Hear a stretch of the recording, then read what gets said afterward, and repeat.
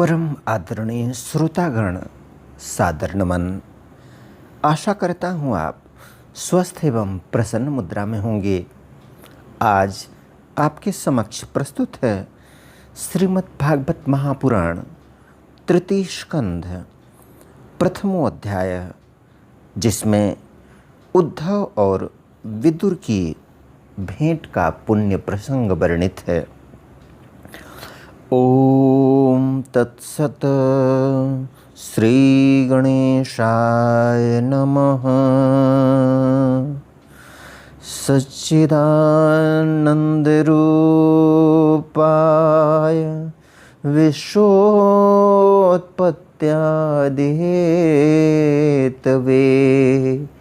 तापत्रय विनाशाय श्रीकृष्णाय वयं नमः। ॐ वसुदेवसुतं देवं कंसचाणूरमर्दनं देवकी परमानन्दं कृष्णं वन्दे जगद्गुरुं।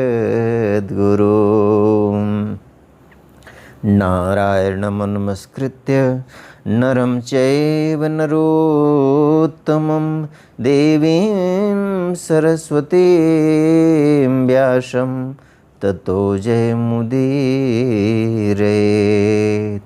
कृष्णाय वासुदेवाय हरे परमात्मने प्रणतक्लेशनाशाय गोविंदाय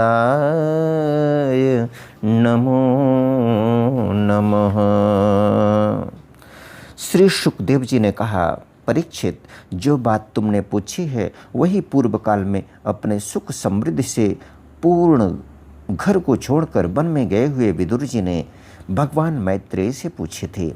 जब सर्वेश्वर भगवान श्री कृष्ण पांडवों के दूत बनकर गए थे, तब वे दुर्योधन के महलों को छोड़कर उसी विदुर जी के घर में उसे अपना ही समझकर बिना बुलाए चले गए थे। राजा परीक्षित ने पूछा, प्रभु, यह तो बतलाइए कि भगवान मैत्रेय के साथ विदुर जी का समागम कहाँ और किस समय हुआ था। पवित्र आत्मा विदुर ने महात्मा मैत्रेय जी से कोई साधारण प्रश्न नहीं किया होगा, क्योंकि उसे तो मैत्रेय जी जैसे साधु शिरोमणि ने अभिनंदन पूर्वक उत्तर देकर महिमान्वित किया था। सूत जी कहते हैं, सर्वज्ञ सुखदेव जी ने राजा परीक्षित की इस प्रकार पूछने पर अति प्रसन्न होकर कहा, सुनो। श्री सुखदेव जी कहने लगे, परीक्षित, यह उन दिनों की बात है जब अंधे राजा धृतराष्ट्र ने अन्यायपूर्वक अपने दुष्ट पुत्रों का पालन पोषण करते हुए अपने छोटे भाई पांडु के अनाथ बालकों को लाक्षा भवन में भेजकर आग लगवा दी। जब उनके पुत्र वधु और महाराज युधिष्ठिर की पटरानी द्रौपदी के केश दुशासन ने भरी सभा में खींचे, उस समय द्रौपदी की आंखों से आंसुओं की धारा बह चली और उस प्रवाह से उसके वक्षस्थल पर लगा हुआ केसर भी बह चला। किंतु धृतराष्ट्र ने अपने पुत्र को उस कुकर्म से नहीं रोका। दुर्योधन ने सत्यपरायण और भोले भाले युधिष्ठिर का राज्य जुए में अन्याय से जीत लिया और उन्हें वन में निकाल दिया। किंतु वन से लौटने पर प्रतिज्ञानुसार जब उन्होंने अपना न्यायोचित पैतृक भाग मांगा, तब भी मोहवश उन्होंने उन अजात शत्रु युधिष्ठिर को उनका हिस्सा नहीं दिया। महाराज युधिष्ठिर के भेजने पर जब जगतगुरु भगवान श्री कृष्ण ने कौरवों की सभा में हित भरे सुमधुर वचन कहे, जो भीष्मादि सज्जनों को अमृत से लगे, पर कुरुराज ने उनके कथन को कुछ भी आदर नहीं दिया। देते कैसे, उनके तो सारे पुण्य नष्ट हो चुके थे। फिर जब सलाह के लिए विदुर जी को बुलाया गया, तब मंत्रियों में श्रेष्ठ विदुर जी ने राज्य भवन में जाकर बड़े भाई धृतराष्ट्र के पूछने पर उन्हें वह सम्मति दी जिसे नीति शास्त्र के जानने वाले पुरुष विदुर नीति कहते हैं। उन्होंने कहा, महाराज, आप अजात शत्रु महात्मा युधिष्ठिर को उनका हिस्सा दे दीजिए। वे आपके न सहने योग्य अपराध को भी सह रहे हैं। भीम रूप काले नाग से तो आप भी बहुत डरते हैं। देखिए, वह अपने छोटे भाइयों के सहित बदला लेने के लिए बड़े क्रोध से फुफकारे मार रहा है।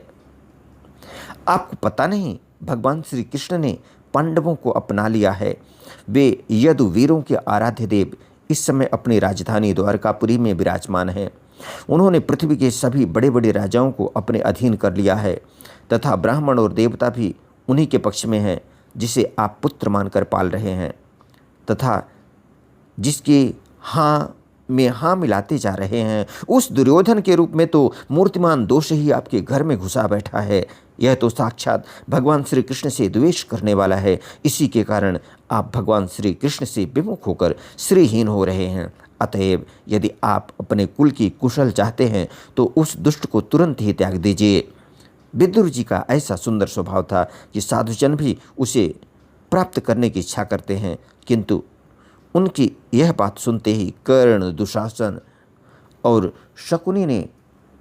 शकुनी के सहित दुर्योधन के होंठ अत्यंत क्रोध से फड़कने लगे और उसने उनका तिरस्कार करते हुए कहा, अरे इस कुटिल दासी पुत्र को यहाँ किसने बुलाया है? या जिनके टुकड़े खा खा कर जीता है, उन्हीं के प्रतिकूल होकर शत्रु का काम बनाना चाहता है। इसके प्राण तो मत लो, परंतु इसे हमारे नगर से तुरंत बाहर निकाल दो। भाई के सामने ही कानों में बाण के समान लगने वाले इन अत्यंत कठोर वचनों से मर्माहत होकर भी विदुर जी ने कुछ बुरा न माना और भगवान की माया को प्रबल समझकर अपना धनुष राजद्वार पर रख वे हस्तिनापुर से चले गए। माया को प्रबल समझकर अपना धनुष राजद्वार पर रख वे हस्तिनापुर से चले गए। कौरवों को विदुर जैसा महात्मा बड़े पुण्य से प्राप्त हुए थे।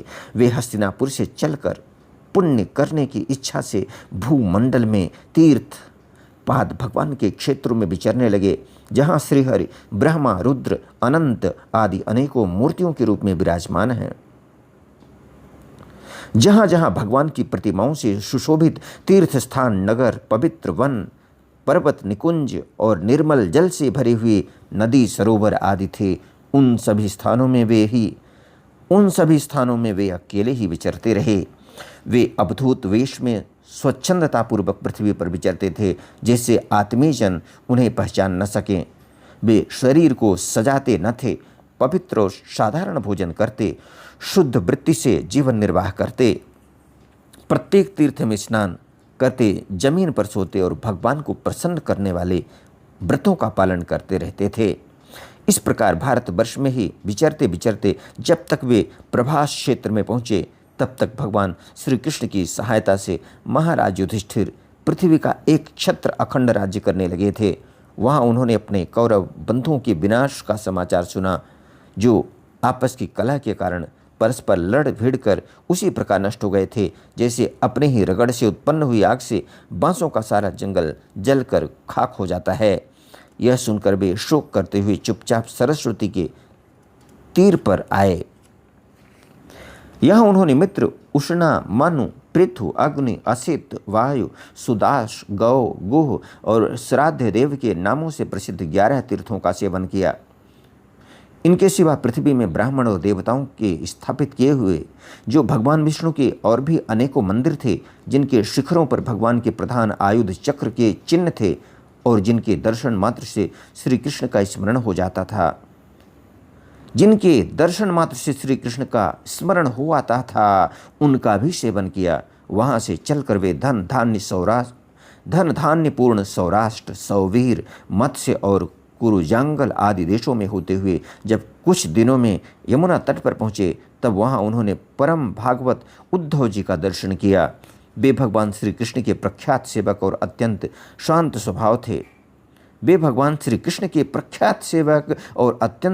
स्वभाव थे। वे पहले बृहस्पति जी के शिष्य रह चुके थे। विदुर जी ने उन्हें देखकर प्रेम से गाढ़ आलिंगन किया और उनसे अपने आराध्य भगवान श्री कृष्ण और उनके आश्रित अपने स्वजनों का कुशल समाचार पूछा। विदुर जी कहने लगे, उद्धव जी, पुराण पुरुष बलराम जी और श्री कृष्ण ने अपने ही नाभि कमल से उत्पन्न हुए ब्रह्मा जी की प्रार्थना से इस जगत में अवतार लिया है। वे पृथ्वी का भार उतार कर सबको आनंद देते हुए अब श्री वसुदेव जी के घर कुशल से रह रहे हैं ना?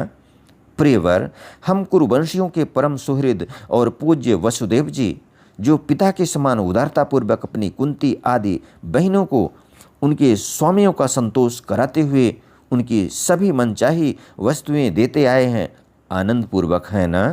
प्यारे उद्धव जी, यादवों के सेनापति वीर वर प्रद्युम्न जी तो प्रसन्न है ना, जो पूर्व जन्म में कामदेव थे तथा जिन्हें देवी रुक्मिणी ने ब्राह्मणों की आराधना करके भगवान से प्राप्त किया था।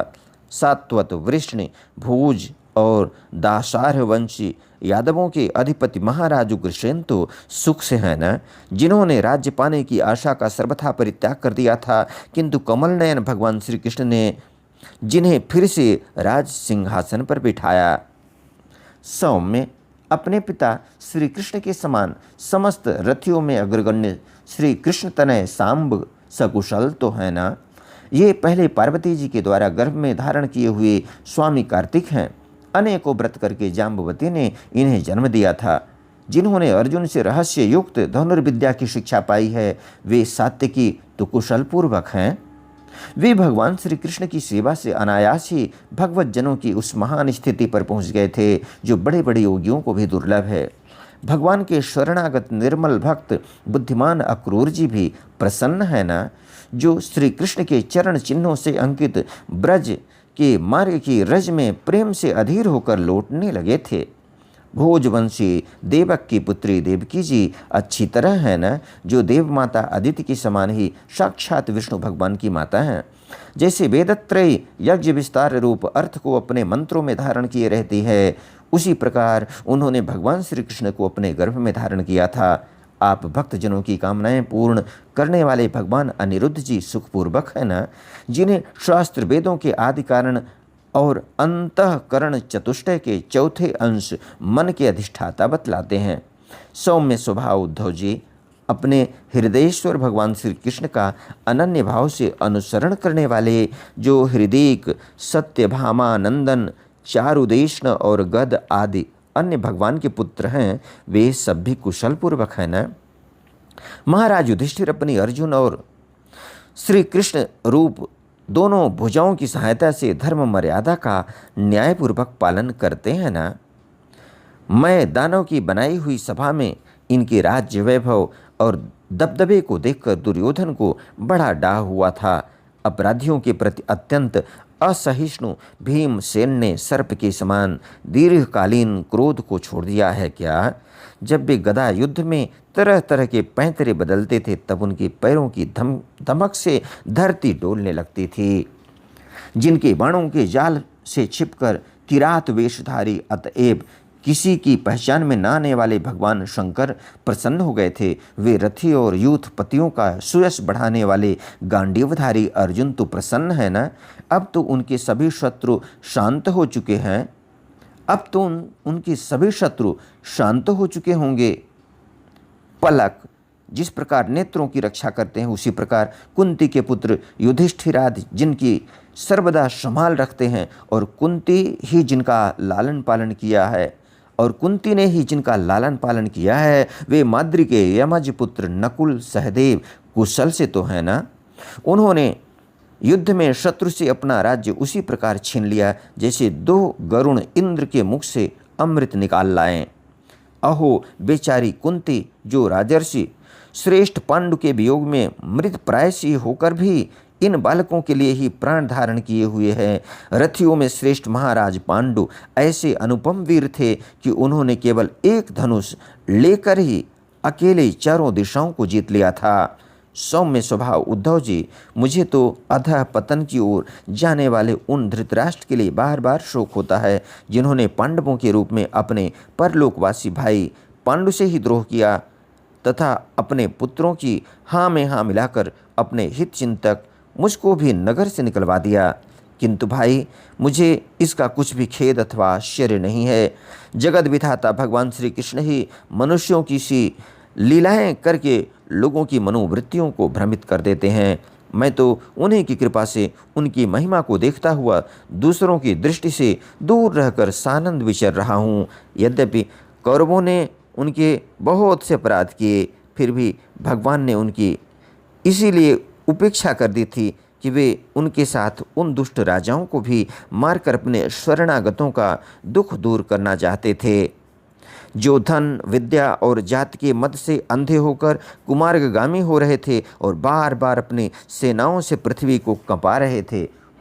उद्धव जी, भगवान श्री कृष्ण जन्म और कर्म से रहित हैं, फिर भी दुष्टों का नाश करने के लिए और लोगों को अपनी ओर आकर्षित करने के लिए उनके दिव्य जन्म कर्म हुआ करते हैं। नहीं तो भगवान की तो बात ही क्या, दूसरे जो लोग गुणों से पार हो गए हैं उनमें भी ऐसा कौन है जो इस कर्माधीन देह के बंधन में पड़ना चाहेगा।